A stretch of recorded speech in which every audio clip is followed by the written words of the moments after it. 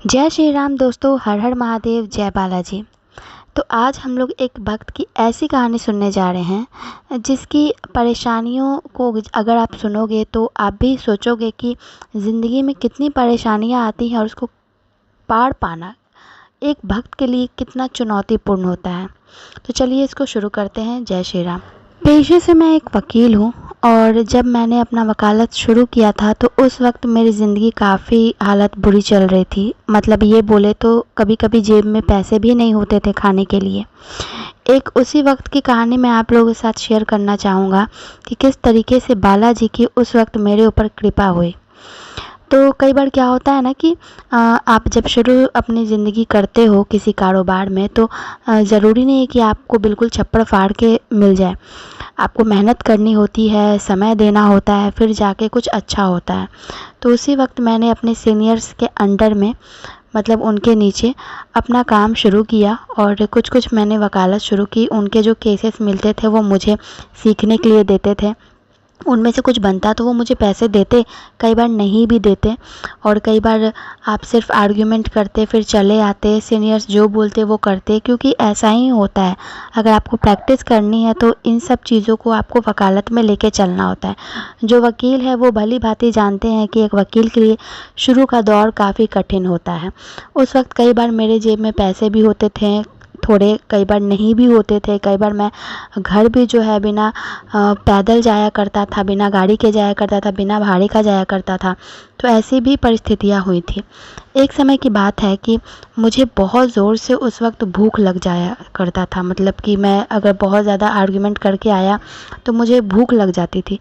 तो मैं कई बार पानी पी लेता, पानी से अपनी भूख को मिटा देता। एक दिन पानी पीने के बाद भी मेरी भूख नहीं मिटी और मुझे बहुत ज़ोर की भूख लगी हुई थी। जेब में सिर्फ 20 रुपये पड़े थे।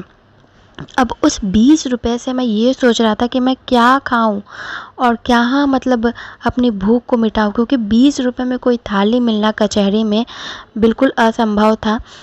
आपको 100 रुपये 120 रुपये तो खर्च करने ही करने पड़ते एक चावल और दाल की थाली लेने में। तो अब 20 रुपये मैं ये सोचूं कि मैं होटल वाले से ये बोलूं कि भैया मुझे खाना दे दो, मैं आपको कल पैसे आके देता हूँ। तो ये कहीं ना कहीं आत्मसम्मान को मेरे अच्छा नहीं लग रहा था। मेरी इज्जत के ऊपर बात आ गई कि अरे ये वकील है और ये उधार खा रहा है, इसके पास पैसे भी नहीं है एक थाली के लिए।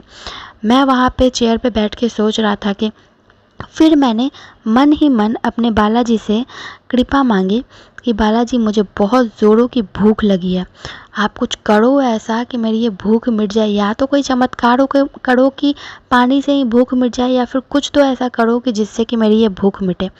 अचानक से मुझे एक दंपति वहाँ पे मेरे चेयर के पास आके बैठ गया, मेरे टेबल के सामने। उसने मुझसे कहा कि हम लोग जो है इमीडिएट निकलने वाले हैं और हम लोगों ने बहुत सारा खाना ऑर्डर कर दिया है। होटल वाले से हम बात भी कर रहे हैं तो वो बोल रहा है कि अब खाना कैंसिल नहीं हो सकता है क्योंकि खाना बनना शुरू हो चुका है। क्या आप हमारे साथ कुछ हेल्प कर सकते हो, हमारे खाने को ख़त्म करने में हमारी मदद कर सकते हो? फटाक से उसने 2 रोटी और सब्ज़ी मेरे सामने प्लेट में डाल दिया और कहा कि प्लीज़ आप खाइए, सबसे पहले आप ही खाइए, उसके बाद हम लोग खाना शुरू करेंगे।